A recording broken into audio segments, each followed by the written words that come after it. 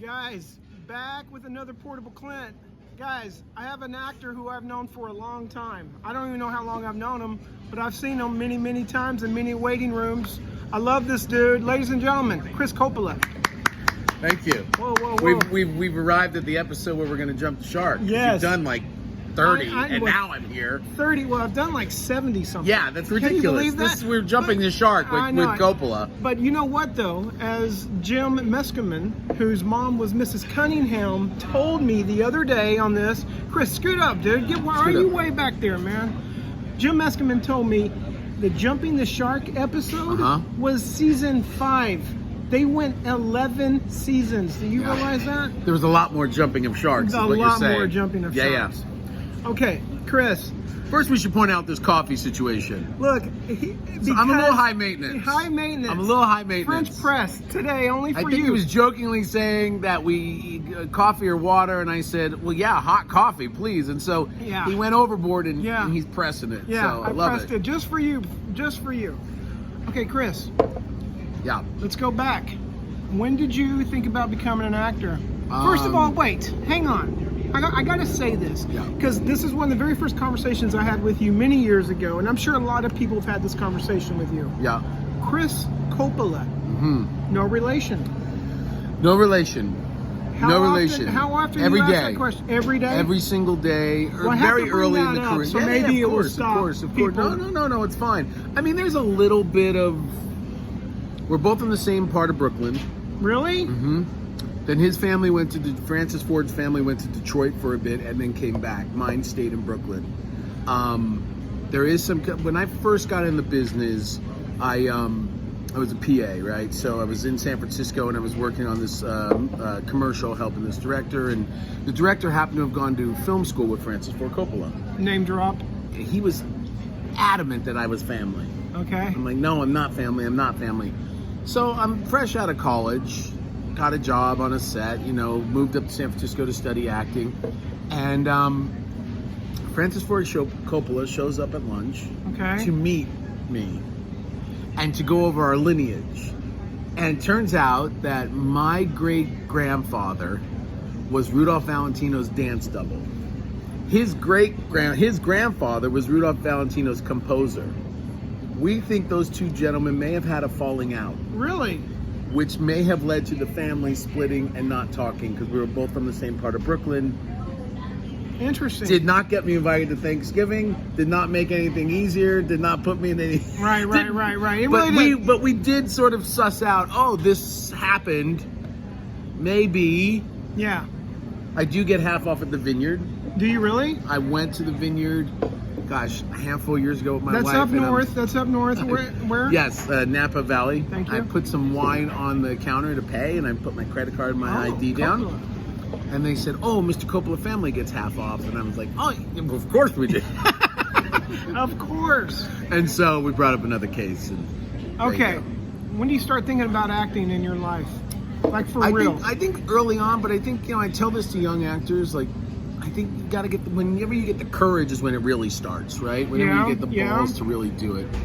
So in college, I registered for the wrong class. I thought it was appreciation in acting, like I was going to watch movies and, write reports on it. Everybody was looking for that class. Right. And so it ended up being Acting 101. And so the teacher said, hey, do you want to do this? I said, He's like, look, memorize this monologue. Come in next Tuesday. If you like it, stay. If you hate it, I'll help you transfer. That's nice. Monologue was horrible, but I loved it. Okay. Stayed for the next year. It was at the end of my college, so then by then I just went out into the world, went to San Francisco, started studying loosely, got a really good job with George Lucas. Really? Over at what is it? So I got a job at ILM, and I got my job at ILM by creatively... Industrial Light and Magic, and I wasn't a Star Wars geek, which a lot of people... Who worked there? Who want to get there. And so what I did to get noticed was I made a plaster Paris of my foot, and I mailed it to George Lucas's office. To get your foot in the door? With a note attached that said, if I can get my foot in the door, I will want to bet with my mom if you accept this letter. Wow, man. So I got a call from a head of HR saying that was the most creative way we've ever had someone try to get our attention. Yeah. And Mr. Lucas thought it was so I had a meeting with George Lucas. Dude. And he's like, what do you want to do? I said, I just want to study acting and learn how to make films because I didn't do that in college. And he said, sure. So he sent me to ILM's commercial department, and I learned how to make movies because commercials were like little movies. Wow, that's awesome, man. Mm-hmm. I dig that story. Yeah. Okay, how long does that last? A few years, and then acting just kept showing its head for my life, and then I just said, I got to take the chance and go for it. So I jumped down to LA, and You come down to LA. Did you know anyone in LA? I didn't know. My brother was living here, but I didn't know anybody. My family was I'm originally from Brooklyn, but my family was out here in Southern California, down in Laguna Beach. So it wasn't a bad mistake if I screwed it up. And I just got kind of lucky. You know how it is? Like, I got a couple commercials, and the commercials... Wait, hold on, Chris. No, Who hooks you up? I want to know who hooks you up with headshots, who's telling you what to do. Okay, so this is how this is. Let's get down to the minutia. Yeah, okay. dude. This is So what here it's it about. is. So coming down here, because I was in the commercial business, right? Because I was talking to agents and, Sure. and ad agencies and directors and GPs and all that stuff, right? I wasn't intimidated by all that stuff. You know, actors can get a little I'm afraid to call an agent. Sure, yeah. I wasn't. Because I've been talking to these people, like booking people, because I ended up becoming a second AD up at ILM. So Sending a foot to ILM. Yeah. Wait, what? You sending your foot to ILM? Yeah, my foot to ILM. I mean, you're not scared to do things. No. Yeah, so what ended up happening was when I got down to LA, I just called Danny Goldman. You remember Danny Goldman casting? Dude, yes, so Danny of Goldman course. Casting used to cast a bunch of our commercials. Yes. So I knew Danny on a real... He was in Young Frankenstein, by the way. I did not know that. Yes, Who dude. did he He's play got a in great part. Frankenstein? He's one of those doctors when they're showing Frankenstein to all the doctors. Mm-hmm. He's got a great part in it. You got to check it out. I love that guy. Yeah, I do He too, was man. a really old time casting Well, dude, director. you talk like he's passed. I don't think he's passed. No, but he's for- retired. Right. Okay. He's Go ahead. retired. He's not in the business anymore. No, I don't think so. So I called Danny and I just said, hey, Danny, I want to get into the, acting gang. How do I do that? Can I get a commercial agent? He said, when you come down here, call me. I called him. I went in, I met him. He sent me to my agent and I signed. That's pretty easy. Yeah, it was pretty it was pretty easy. Who took Again, your headshot? Who took your headshot? Julie and Julia, the Juliet and something. Kirkpatrick? No, I don't remember. Okay, well, no, I know it was black and white. Okay. It was black and white. Okay, black and white. You get hooked up. Who's your agent? Media Artist Group. Are they still your agent today? They are not my agent today. They are not my agent. Okay. Good people though. Really good people. Hustled, and it was good. It was a good experience. All right. I think I went on 20. I put on 26 avails before I ever booked my first job. It sounds so like it was my really year kind of this year. frustrating. It was like, yeah, I've had that. I mean, that's still happening. So it wasn't you that got the job. Dude, someone no, else. Exactly. So, but it was like it was a little bit of a record at Media Artist Group. Like they were like, 26, you're gonna get something, and then I ended up getting Planters Peanuts, which ended up being a Wait. Hang a on. series of spots With Mike Bunin. with Mike Bunin and Ben King. So wait, you're telling me that was your first gig? Was Yeah. the Planters Peanut spokesman? Yeah, but 26, maybe a half a year. Okay, but dude, that was worth the wait. Aren't you glad you Yeah, didn't yeah, quit yeah, yeah. after the 25th? Oh yeah. The quitting was not part of the game at that point. Is it Quitting's part of the game. Yeah. Amen, brother. Amen to that, dude. Quitting was never part of the game back then. Right. Because you okay. were just chasing it, man. It was so exciting. And there was a million. I mean, this is back in the day when there's, 3 commercial auditions that day. Yeah, that was great, wasn't it? Where we'd all see the same knuckleheads. Yep. We'd all go in. Some of us would tank. Some of us would kill. And it was just it was kind of great. Yeah, I loved it. Kathy Carlton, West Danny Side. Goldman, West Side, the old West Side. That's what I'm talking about. Mike Bunin, you booked everything. Yep. Okay, so wait. Yeah, you booked Planners. How many commercials were Planners? Because that was a great campaign for you guys. Yeah, once I got Planners, I got into a little bit of a role, and I did Planners. I think we ended up doing 7 spots. 7 spots, and those were 7 national spots. 7 national commercials with 7 different animals. We worked with a beaver, a woodpecker, a dog, a penguin, a giraffe. Maybe it was only 5 spots. But it took us to Africa. We went to Africa. Are you serious? Yeah, we Look went at to that, Africa. man. Okay, you do those. Yeah. You're doing commercials. When do you start thinking, hey, man, I want some of that theatrical stuff? It started early. Like, what ended up happening was I was friends with Rob Schneider, the actor. Oh, And the actor. Okay, I was getting confused with the other Rob Schneider. Yeah, the other Rob. Is that a good? Is that a good message? Was my accountant? Oh. Maybe that's good. Maybe it's bad. Anyhow, Rob Schneider hooked me up with, introduced me to Abrams Artists. Sure. I was there for about a week, and the agent became a manager. Okay. Took me with him. Okay, agent became a manager. But the manager was, hustling, man. He hustled for me, and that's kind of how I got, into starting to do theatrical stuff slowly. And, I'm trying to think who my first agent was theatrically. It might have been just Jeff Gitlin Management for a bit. Trying to think when we sort of bridged over. I think it was just us for a while. Okay. Just a manager and a commercial agent. And there's nothing wrong with that. No. Okay, let me ask you this. What's your first big booking? First big booking was ER. Okay. Terrified because I remember leaving. You get into this rut. Like, all right, I get the sides. I go to the audition. I don't get it. You get close. You don't get close. Whatever, right? You get feedback. Yeah. You get all the same stuff. And then I get a call that I booked it, and I was like excited for a minute, and I was petrified. I was like, oh shit. Yeah, I gotta go. Now you have I to do it. Go, and there's George Clooney there, and there's Anthony Edwards, and there's, Maria Bello was there, and all these were those takes. These were those long takes. Was it like a long take? Yeah, it was like 3 or 4 lines. One of my lines was the dogs found him. He was underneath the stairs. I was playing a cop. I had to wear one of those like Russian ski hats, which made me look hysterical. I was trying not to laugh. Chris, I'm going to fill your coffee. Yeah. Excuse us. So that's okay. Was it? I get to rehearsal, and Anthony Edwards is getting ready. Everyone's got their sides, and I'm a little starstruck and a little dumbfounded that I'm on this professional set. I'd done a couple of like indie, like not indies, but like student films, and nothing to this pressure. Right. And somehow my line shot out when it was supposed to. Oh, Chris. And it was great. It was? It was great. It was a great experience. Oh, it shot out when it was supposed to. Well, I spoke when I was supposed to. I was like watching everybody like, okay, I got you. Oh gosh, they're like really acting. That guy's dogs found him. Like I just said it. It was incredible. It was great. It's great. Okay, and then that opened the door for co-stars and the same stuff, man. The same seeing you guys, everybody at auditions from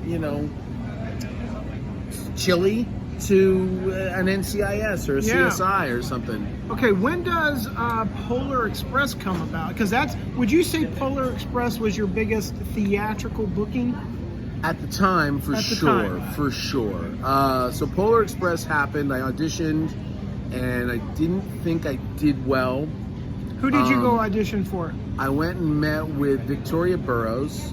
And it was to play one of the kids. So I went in pajamas.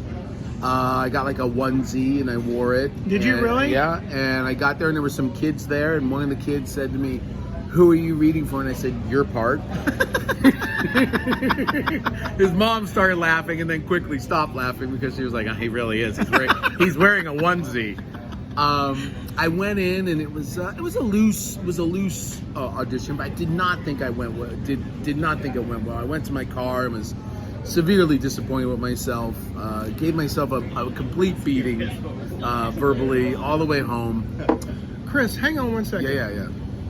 You went in for this part. Did you have a lot of credits to earn you to get in through the door with this? No, I didn't. I just and I'd never met Victoria Burrows, so it wasn't like she was going on past work. I just How did you get picked for the audition? I think and this is in no way because I bragging can't get arrested about in the movie world. I think because I was I'm kind of childlike.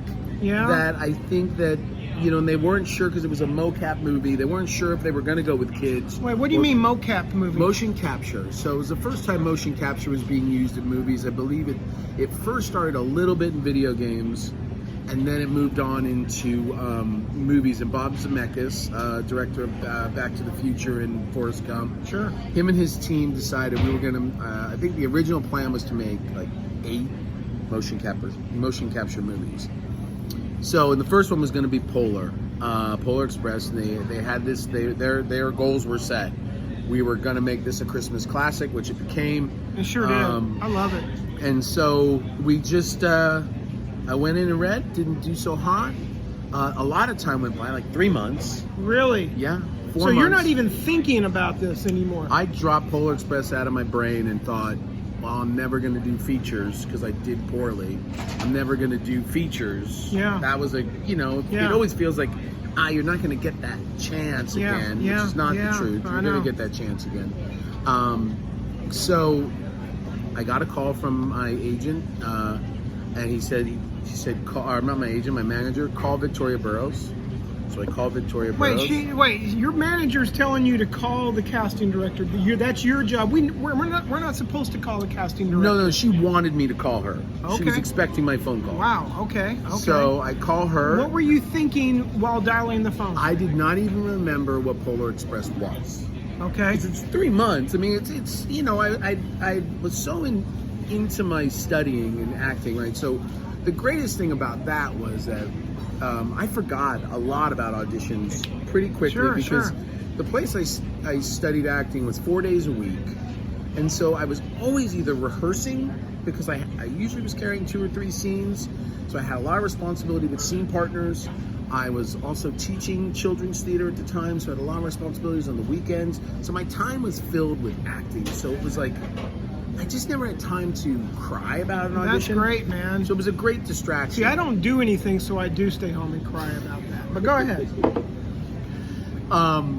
So anyhow, I get this call, to call Victoria, and so I call her, and she says, "Hey, how are you? Do you remember the project?" And it's kind of, yeah, kind of. And she said, "Well, listen, Bob Zemeckis would like to speak with you."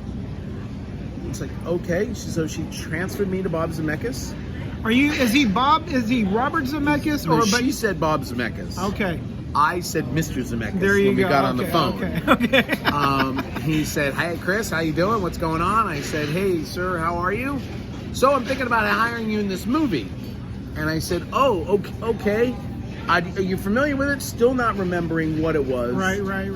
Yeah, remembering it was a Christmas movie. Oh, this is the one where I wore the pajamas. This is the one that I didn't. All I was thinking was I didn't do well. Yes. All that stuff was coming back. Right. So he's like, "Listen, I got a couple questions for you." And I said, Sure, shoot away. He's like, "Do you have anything I should know about in your life that could screw up production?" I said, "I'm not sure what you mean." He's like, "Do you drink excessively? Do you do drugs? Oh, Do you have any problems I should wow. know about?" I said, "No, sir. I'm for the most part clean. I drink a beer every now and then or a glass of wine, but focused on my acting." And he said, Great. Well, you're hired. So why don't you come down and read the script, and barring whether you like it or not, you can say you don't want it. He was explaining what motion capture was. Right. I wasn't sure. Did he call it mocap? Like you did? No, he said motion capture. Okay. He also, because the internet was not quite the internet yet, I went to go search what motion capture was, and I found the article on that they were making this movie, not Deadline, but a version of Deadline, maybe Variety or something, that they had signed this like 4-picture deal with, I forget who put it out, but Universal maybe? Or no, it was Paramount. Paramount. And so anyway, I drove down to Victoria's office. I read the script, mostly just looking for my character. Sure. I played the toothless boy. There was no one dying. I was very excited. Toothless boy was in the whole movie. I was like, yeah, of course I'm doing this. And so... Of course, yes. I didn't know what motion capture was, didn't know what I was getting into. But then all of a sudden I was treated like an actor. Yeah. I met with a costume designer who was, I think she won an Academy Award.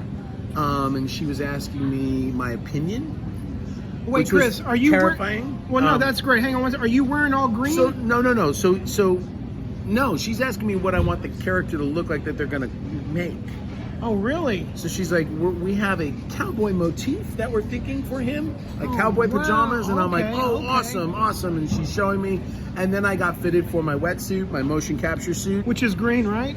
which is basically like a black wetsuit, and then they put different colors on them to identify the actors. Okay. So I was orange in my crotch and in my armpits, and I remember looking at myself the first day in my trailer in my mirror and thinking, I'm gonna go meet Tom Hanks and Bob Zemeckis looking like this. I mean, I look like a pear in a sock, Sure, right? sure. I don't have the most attractive body, but the great thing about motion capture is you realize no one has an attractive body. It kept a couple of hot women and a couple of hot men. Right, That's right, it, right. really. Yeah, you're right. And they didn't hire any of those. Right. Okay. So Tom Hanks has a flabby ass. It was like, oh, that guy's got some problems in his butt. You know, I obviously got a lot of problems, and there was other actors. So I was like, oh, so it was just kind of seeing everyone naked, Yeah. without all Wow. the genitals, and it was kind of great. It was some of my most favorite acting because motion capture is all about imagination. You know, there's a 20-foot Christmas tree in front of you, and there's 10 reindeer over there, and they come up to here on you, so you gotta really look up at them. And it was, you know, a lot of tennis ball acting, but I found that stuff to be like working with the kids in the theater. It was very imaginative, and you know, I was getting to play a 9-year-old, and I was super excited about that. And obviously being on set with, you know, Mr. Zemeckis and Eddie Deason, did you see him on the I set? loved working with Eddie Deason. Eddie Deason is one of my favorite people on the planet. I want him on the show, Do you man. know that Eddie Deason? Eddie Deason Okay, was so that this is nerd great- kid, In Greece. kid in Greece. But go ahead. Okay, so Eddie Deason shows up late one day, Okay. and we had very early calls. I think he takes a bus. He doesn't 5:40. Yes, so 5:45 in the morning is our call. Eddie shows up about 6:15 one day, and he's like, I'm so sorry. He was like, it felt like he was, and he had worked with Bob before. I think they did used cars together. Oh, wow. But so Eddie and him knew one another, or he used Eddie's voice in something.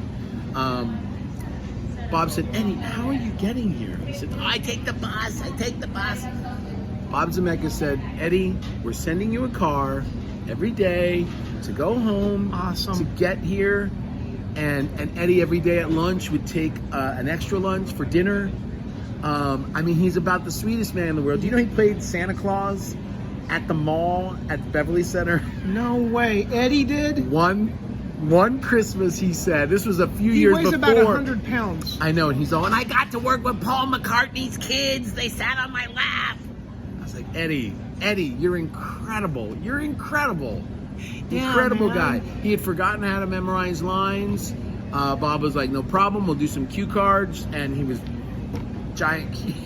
It was That's awesome. one of the greatest experiences acting. So much fun. I love the way Bob Zemeckis handled him. Like he tailored to him. I mean, yeah, that's awesome. I mean, because he wanted Eddie's deliberateness, you Yeah. know, in his acting. Eddie is so... Which is one of a kind. He's in a million cartoons. Yeah. I think Eddie's done really well for himself. He's just the sweetest man. I couldn't wish more success on a human being than Eddie. He's such a great guy. How long did you shoot the movie? Well, because they didn't know what motion capture was, they had slated 3 months. So that was great for me financially. But we worked for 3 months. We got very much ahead of schedule, and so we would do other stuff. Like I ended up playing Lieutenant Elf. You know, Bob would come up and say, "Can you do a elf voice?" And I would try out a voice, and he'd be like, "Oh, that's perfect. Do Wow, that man. voice." Wow. And so I played a couple other characters in the movie in addition to what I was doing. At the time, I had a commercial running for a basketball commercial for DirecTV, and he knocked on my trailer one morning. He said, "Hey, is that you in the commercial, like doing all the basketball stuff?" And I said, "Yeah." He's like, "You're really athletic." I said, "Yeah, I'm athletic. I'm good at basketball." He says, "Do you mind if we put some of that in the movie?" He's like, "I'll go back and reshoot some stuff with you just being as physical as you are, like Wow, jumping man. and doing those somersaults and doing all that kind of stuff." And I said, yeah, absolutely. And so that just kind of incorporated into the part, and it was a great experience. Okay, so 3 months of employment in Hollywood is huge. Huge. Are Plus, like, yeah, paid great. I learned how to eat on a set from Tom Hanks. Tell me that. How do you eat on a set? Because I know how to eat on a set, and it's not something I want to teach people. Around 4 p.m. we were going to film, and I was a little gassy. I was like, my stomach. And Tom's like, "What do you mean your stomach?" I said, "I ate that." And this is a fancy movie. Yeah. They had like a luau one day for lunch, right? Okay, yeah, and like yeah. a pig on a spit, and I ate all of it. Sure, why? Of course. Tom looks at me and says, that's not for you."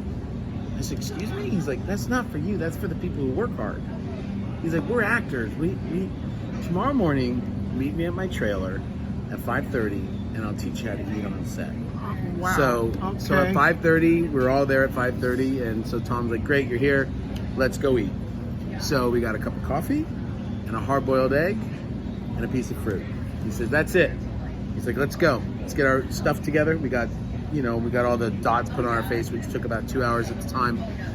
He's like, "Now let's go get a snack." At that time, it was about 8 o'clock. And I always wondered why there was a big vat of tuna fish on the set. Yeah. It was for Tom. Because Tom's like, "We're going to have some tuna fish now." And he would fill up, the little Dixie cups you get on set. Sure. So he'd fill up like a coffee cup full of tuna fish. He's like, "Fill that up, tuna fish. Another piece of fruit, water, coffee. Another round of that before lunch," right? So a lot of little meals. No shit. No bad stuff. He's like, "Okay, at lunch," he's like, "Now I know you're not a movie star like me, so you're not going to be able to do this on every movie. But you tell them you want a chicken breast and a salad. And you make the salad in a little salad bar." He's like, "Come on, let's make it." He's like, "It's going to take you 5 minutes to eat that, right?" And I'm like, "Yeah." He's like, "Great. You have a trailer. Guess what you get to do? Lay down. Take your feet, put them on the couch, better yet, turn that thing into a bed, and lay down. Lay down for an hour or a half hour, whatever they give you, and take a break." You know how many people on the crew would kill to lay down? Yeah. He's like, "So do it, because you gotta be 100% ready to go when we're on set. You can't be farting like you were. You Right. can't be tired like you were. You have to be ready to go. You gotta think of acting like an athletic sport, and think of like just fueling your body. At night you can do what you want. That's your business."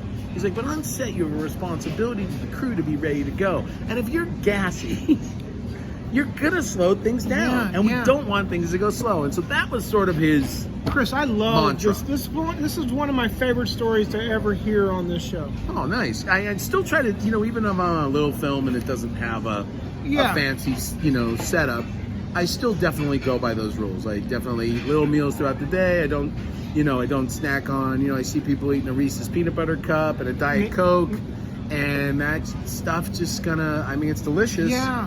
But it's gonna, it's gonna catch up to you. Water, coffee. That's it. Not even a lot of coffee. Once you get to like 8 p.m., let's say you're working on nights, not a lot of coffee. If you're going to the sunrise, then you may need to like hit one at some point, but a 5-hour energy is probably better for you.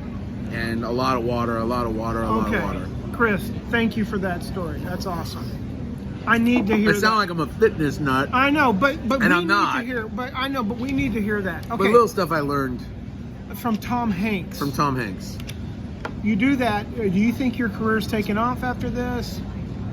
I did and I didn't. I definitely felt good about myself. I had a lot of confidence. It definitely opened some doors for me. But when the character didn't look like me, my heart sank. I was just like, shit, man, this is not what I signed up for. Because I feel like Eddie Deaton's little character looked like a little bit, yeah. There was the kids they were modeling them off of. Like, they would have the kids come in. The kids barely worked on the set. They would come in for us to sort of have reference points too, right? So I could see I think my kid's name was Colin. I could see how he was dealing with stuff. And so I would just sort of use that as reference. But for the most part, that was the biggest, the biggest like heartbreaker of that thing. Well, I got my revenge though on Beowulf because they modeled the kebab. It's like, we're modeling this character after you. Really? So you see Beowulf. Not a lot of people saw Beowulf, but if you see Beowulf, the character's modeled off of me. And funny story with Beowulf is I went to the Starbucks by Culver Studios where they were doing a lot of the post-production. And I had an audition over there, and so I usually stop and get a coffee before or after an audition, and so I'm stopping to get a coffee, and there's like 5 guys in line, like in their 30s, like staring at me. Staring. I'm like, oh God, these guys are either fucking weird and want some like weird kid show, or they saw me in a commercial and they wouldn't stop staring. Right. And I'm not famous enough to get people to be staring that long, and 7 people. So I go get I go over there to get my order. I get my order, and they come over and they go, Chris? And I'm like, yeah. And they're like, we're modeling you in the office right over here for Beowulf. So we were just studying your face. I'm like, oh, guys, so you should have said something. This is fucking weird. You're staring at me. I didn't know if it was going to be like a fight or just 7 weird nerdy guys staring at me. And so we ended up talking. They ended up taking a bunch of pictures of like odd angles of my face. So that coffee really helped you out to look like you, more so than ever. A little more, yeah. I mean, definitely looks like me. Okay, Chris, we're at the 30-minute mark, so we're going to speed things up a little bit. Speed it up. After Polar Express, Yep. you're kind of disappointed that it doesn't look like you. Some doors do open. Things definitely happen. I mean, things definitely. Give me one thing that happened. From Polar? Yeah. Well, I just started working more. More opportunities came my way. You know what I mean? And interesting ones. I really, early on, I just decided I wanted to be a character actor. I didn't want to play versions of me. I wanted to be someone totally different than me. Yeah. And so I just kept hunting that. I really, as much as features are dying, and they started dying like as we started acting, and they really are sort of becoming few and far between, I'm still kind of want that world more than I want TV stuff. I hear you, man. And How do you hunt? I hunt by pushing my people, my agents and my managers. I'm not afraid to fire anybody. I learned that. I know you wanted to talk about having some money stolen from me. Well, yeah, let's talk about that. Let's pull over for a second. Yeah. I always hear this story about famous actors, but never people, not saying that you're not famous, but a fellow actor, your accountant. So is that the guy who just called you? No. So tell me about this little... I got a manager. This is not the manager I started with, but I got a manager who was a hustler and was really, getting me out in some nice opportunities. By the way, I mean, as shitty as he treated me, it got me a lot of work. So, anyhow, what happened was I was a young actor who didn't pay attention to paperwork, and he got a check authorization. And he had me sign it, and I didn't know what it really. That's my fault. That is my fault for not paying attention to what I was supposed to be. I would have done the same thing, Chris. So when because I'd done some feature work and because I started working, I was getting big residual checks. And what happens with residual checks is, for those of you who don't know, we don't know when they're coming. No. So sometimes we open the mail and we get a check for $11 or a penny. Sometimes we open the check and it's $11,000 or $4,000, or it's quite a bit of money, and you're excited. So, long story short, SAG had put this thing on their website when they got an advanced website called a residual tracker. I go to it daily. And so I'd never gone on it. I kind of went on for kicks, like when it first happened. Sure, let me just see this. And then, so I'm clicking on my name, and I'm like, oh man, a check for $8,000. 2 weeks ago, and scroll, check for $10,000 a month ago. And this is how honest I am. I called my wife, and because sometimes you forget what you do deposits, but you don't forget big deposits. You might forget a $40 check or a $80 check or even a $300. But you don't forget the $4,000 deposit or the $8,000 deposit. Right. Or the Those 11. are big days in Hollywood. And so they were, my wife's like, no. So I called the manager. I said, dude, I think someone's stealing my money. Do you hear anything in his voice when you present that question to him? A pause. But he's a shyster. And you don't know he's a shyster at this time. I knew he was slimy. Because he was just kind of a douchey dude. But that's what kind of got me some work. Okay, yeah. So I was okay with that. Okay. So I let it go. And turns out I called the studios because they were all big studio checks. And once you get to an accountant, you'll get the information. They said, oh, this check was cashed by, and you named my manager. And so could you send me a copy of the check, please? And at this point, we had just also coincidentally broke up, stopped working together. So I went to his office and I said, so this $8,000 check, and I put it on his desk, and I said, so you cashed this. So you're not scared at all to... No, I mean, at that point I was mad and I kind of wanted to fucking punch him in the face. Okay, all right. So I said, so either give me this money or I'm going to punch you in the face. He says, oh, that check. And he wrote me a check. So then I went to a lawyer, and the lawyer said, well... Did you cash the $8,000 check? Yeah, of course I did. Okay, go ahead. So, and I just make sure you got that money. Yeah, I got that money. So it turned out there was around $60,000 that was stolen. So I talked to an attorney about getting it, and he was all for it. You know, he wanted to hunt him down. And then I talked to a friend who was a little dirty himself. Okay. Back east. And he said, well, if you sue him, you're going to cut off his money stream because you're not the only idiot he's fucking stealing from. If I were you, I would do the legwork that the attorney's going to do, which is just go to the accountants and do the thing you already done. Okay? He says, so do that, and you'll save your money, and you'll get the money. And it'd be kind of fun to hassle him anyway. It's good to have friends in low places, right? Yeah, for sure. So that's what I did. And every time I got it, I got a copy of the check that he had cashed with his signature on it. I did, every time I went to his office, you cashed this one. He never admitted it to. He never, he'd be all, oh, that one. Oh, that of one. Course. Yeah. And so I would call him every day. You got any money for me today? He'd say no. I'm like, well, you're going to go lunch, right? He'd be like, yeah. And I'm like, so you got like $20. Should I come by and get that? He's like, not unless you have a check for it. And I'm like, okay. So I just hassled him every fucking day. Took me a year and a half. And on the last check, he called me and he said, can I meet you for coffee? And I said, sure. So I met him. Where? And, where'd you guys meet for on coffee? Larchmont. Okay. And he said to me, he had tears in his eyes. And he said, I just want you to know that I appreciate you treating me with dignity as you did all this. And I said, listen, I'm not a religious man, but I believe in religion. And I wouldn't be a good person if I didn't forgive you. So I forgave him. I gave him a hug, got my check, cashed it. And, we're not friendly, but I definitely call him if there's, hey, is this audition for real? He's not my representation anymore, but he's got good information for me. He sends me breakdowns like, hey, this is right for you. Okay, that's nice. Okay, that's kind of a happy ending. It's a happy ending. I can't live my life being all fucking mad. This business brother. is so crazy that the minute you let that into your heart and your energy, the minute you're gonna be maybe leaving. Right. What do you name your 3 biggest bookings? 3 favorite bookings of yours. 3 favorite bookings of recent are Too Old to Die Young on Amazon right now. Ray Donovan. Ray Donovan, how many episodes you do of Ray Donovan? I believe 4. 4?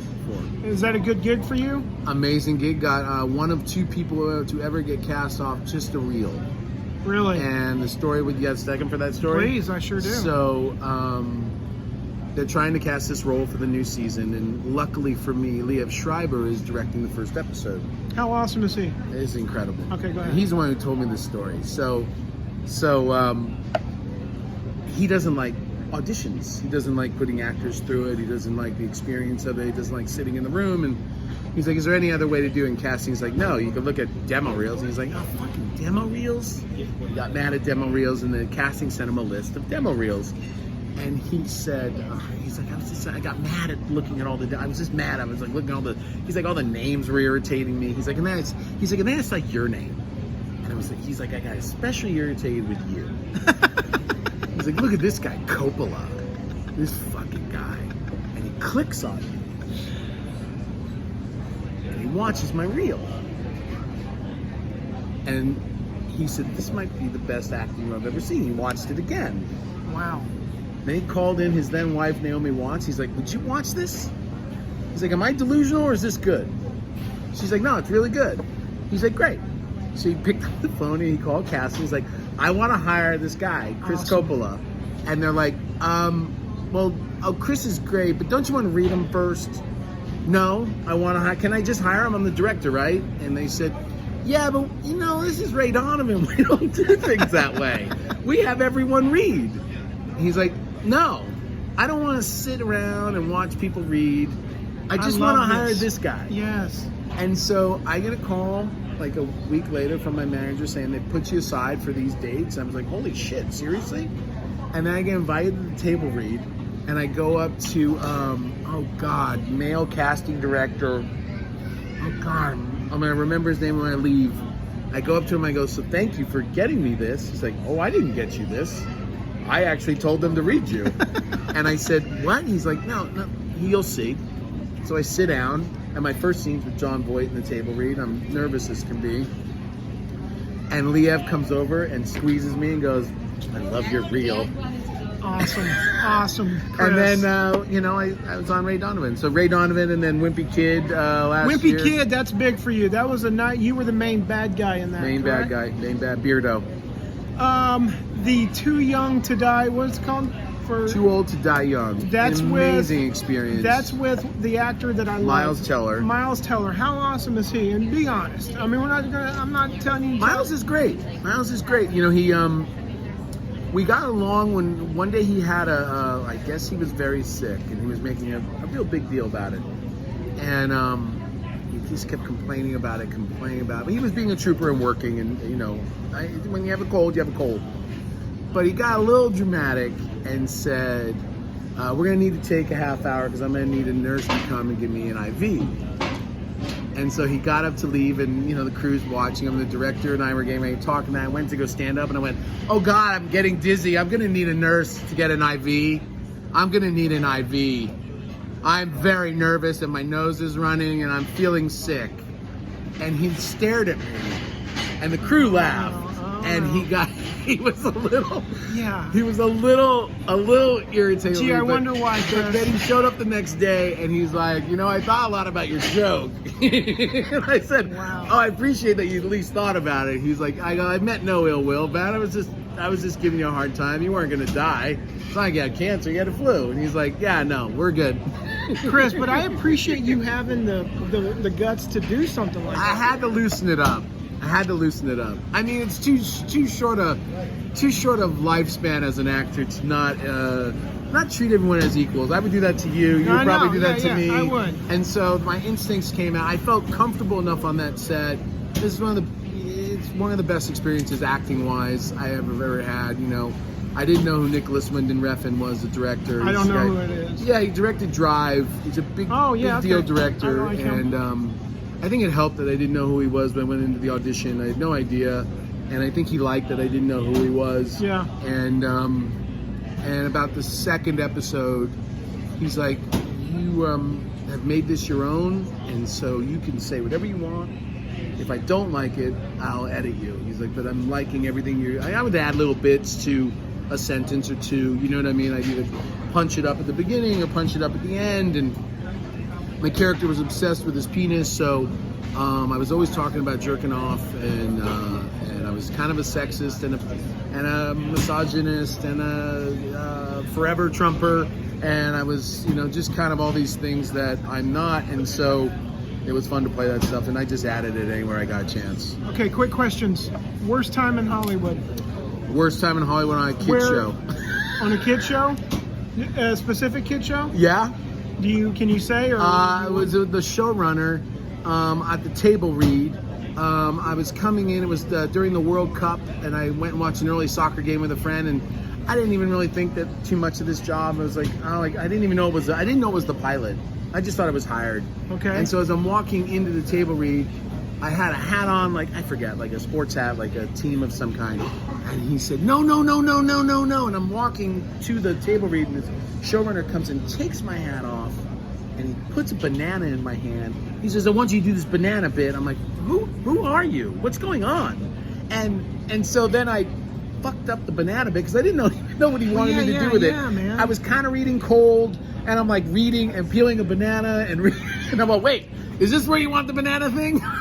And he's just looking at me like this. That's how he always looked at me from there on in. And I wanted to be fired. I wanted to get out of their You hair. really wanted to be fired? I did not enjoy myself at all from filming. And then they had to do reshoots. And to his credit, he cut a lot of my stuff out because he didn't like me either. But he kept me in there. And, What show was and it? ultimately, thank you, he did, because there was some, you know, I mean, you got a couple grand here and there, and it's money's money, man. What show? The karate show, something Kicks. Kicking It. Kicking It. It used to be called the Wasabi Warriors. Okay. When I did it, and then it became Kicking It. Chris, what do you want to accomplish in this business? Don't say continue working. What is it that you want? What's your number one goal in the business? To become a character actor like Charles Durning. That's a good one. Yeah. Okay. All Ned right. Beatty. Those guys. Really quick, Jeff Goldblum, you filmed the commercial with him. Jeff Goldblum. Yes, I did. Apartments.com. Yeah, amazing. How was he? Incredible. He's a cinephile. In between takes, he would he would quiz me on movies like in 1964. Chris, this is why I normally don't bring up commercials like this. Oh but man, I did am so 90 commercials, something like that. Yeah, you did, didn't Yeah. you? You did really good.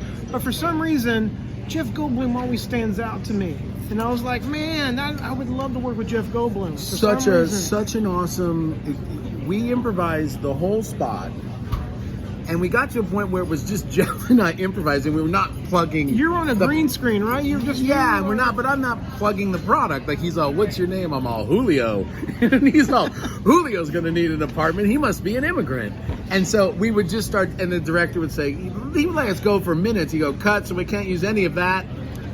Let's just try to throw an apartments.com at some point. Jeff's like, "Oh yes, of course. That is the product we're punching." Awesome. A super smooth, easy day, 2 hours, 4 hours, something just chill. Jeff made it so much fun. It's so much.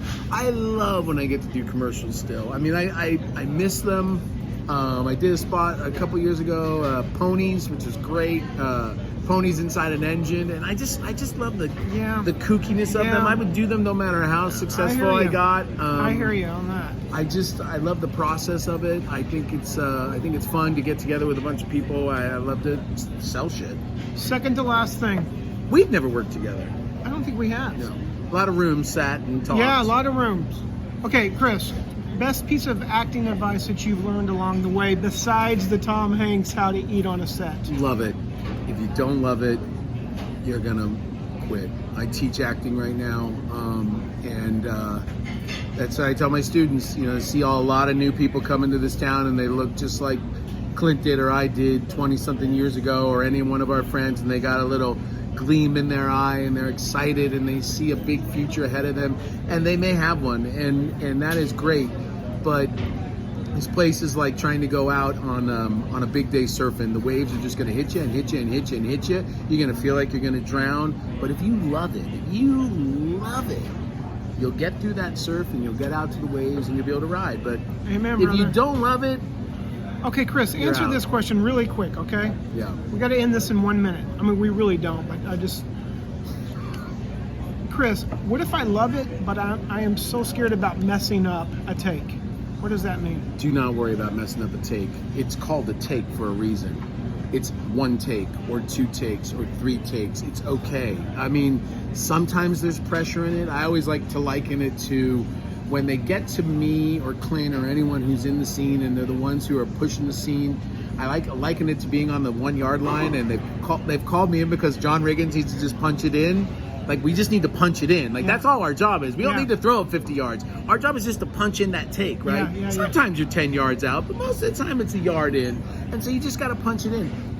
The looser you are, the better you are. And as you get going in this, man, the looser, and the more experienced actors know, I mean, we got all kinds of pressures on us, and everyone's the same, I'm sure. When they close that car door, they leave those pressures in there, and they're loose, and he's Clint, and I'm Chris, when we're in those auditions, and we're loose, and we're a representation of ourselves in order to potentially get the gig.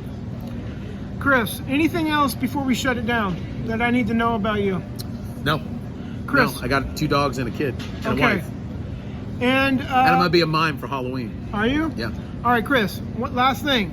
Will you tell everybody bye out there? Bye out there.